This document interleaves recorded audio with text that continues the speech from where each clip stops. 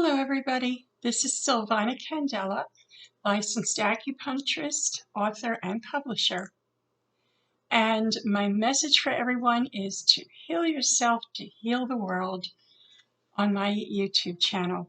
And today's topic is going to be the healing powers and nutritional powers of water, both healing and nutritional. Water is a vital force in all of life. As I'm sure you're all well aware of, without water, there's no life. In fact, if I'm going to start here with the greater picture, the whole, the greater whole, so to speak, when astronomers look for life on other planets, what is the first thing they look at? Well, they look at evidence of water, actually, and water lines and all kinds of things. So that's how important that is, okay? It is, there are two aspects we're going to look at. And at first, I'm going to look at the healing powers of water first. In every culture, there are uses in every spiritual practice, religion. We have different uses for the healing properties of water. And we've got, for instance, holy water, which, we use for blessing people with.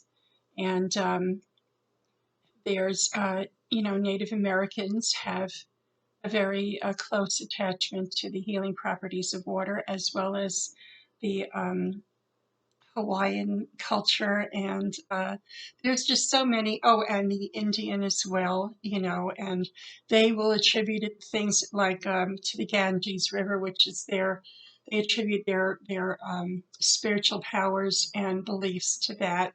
So we all have kind of different feelings about it spiritually and in religion and in our emotional life, our connection and attachment to water. As I mentioned in one of my last videos, Dr. Emoto has done a lot of water experiments with water crystals that have to do with the same thing. It's the energetic properties of water and how, because we are so much of us and of not only of ourselves as humans, but of all life is made up of some degree of water, that it's part of our cell structure and how the spirit of our cell structure, not just the physical, emotional, mental, spiritual, the whole thing.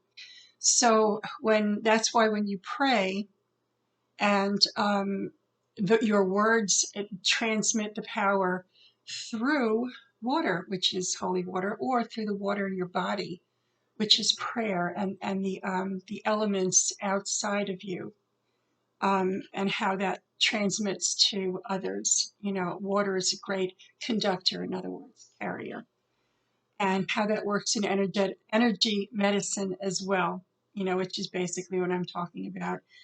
It provides quite the medium for all kinds of energy medicine, whether it's flower essences or homeopathic medicine or prayer and meditation. Those are, different forms of what I call energy medicine too.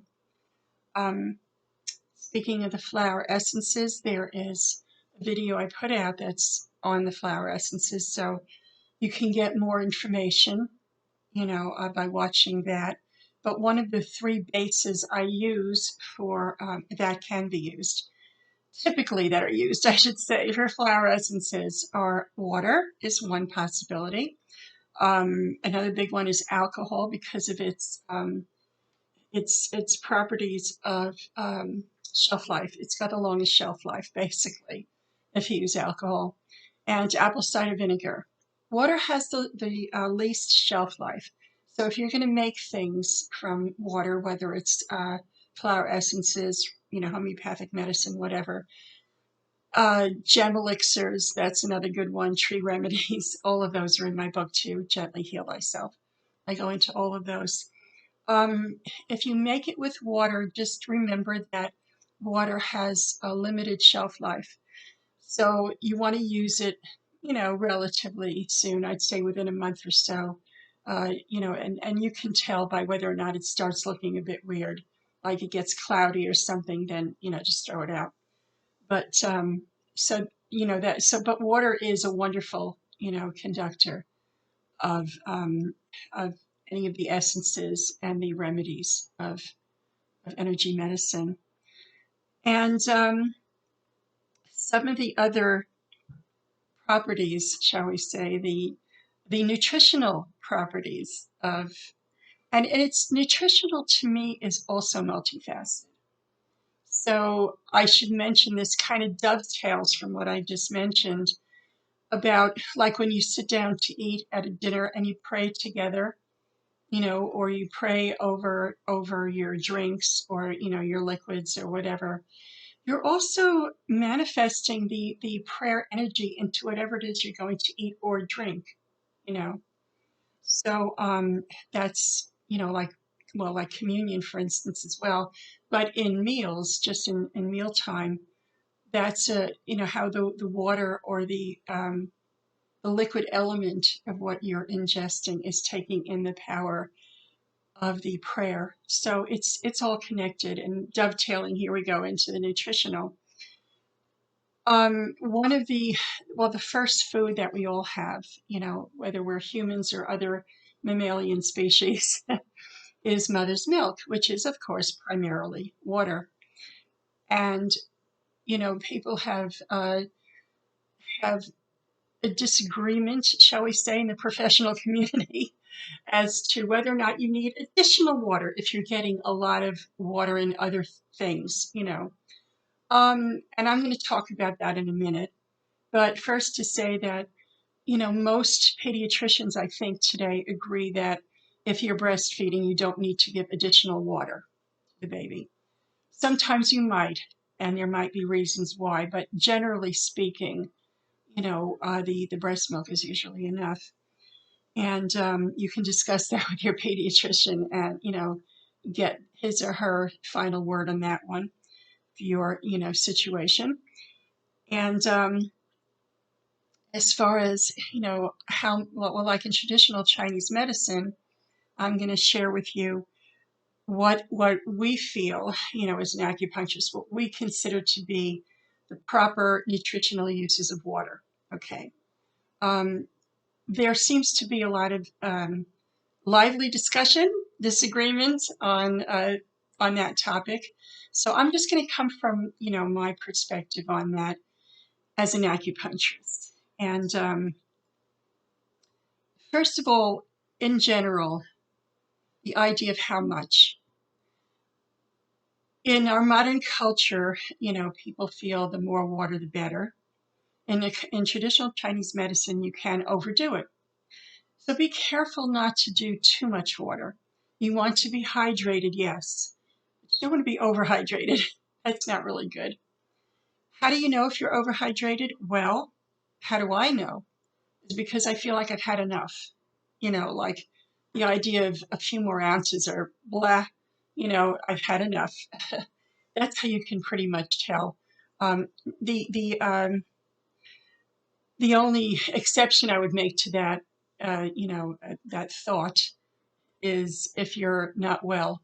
If let's say you have a fever or something, and you feel the need to sip on some warm water, hot tea, or whatever, that's different. But so sip on it, yes, because you want to stay hydrated. But generally speaking, you can go by how you feel, with the water and when you've had enough. And there are seasonal, again, according to Chinese medicine, there are seasonal aspects of water. Like if it's very cold outside, you don't want to be drinking cold drinks. Drinks that are primarily water itself, or drinks that are, mostly water. You want to go easy on the cold. And also, if you have any kind of digestive issues at all, you should never have cold or ice cold water because that slows down the digestion. In Chinese medicine, you want to put warming things in your body, not necessarily hot all the time, but just warm or room temperature.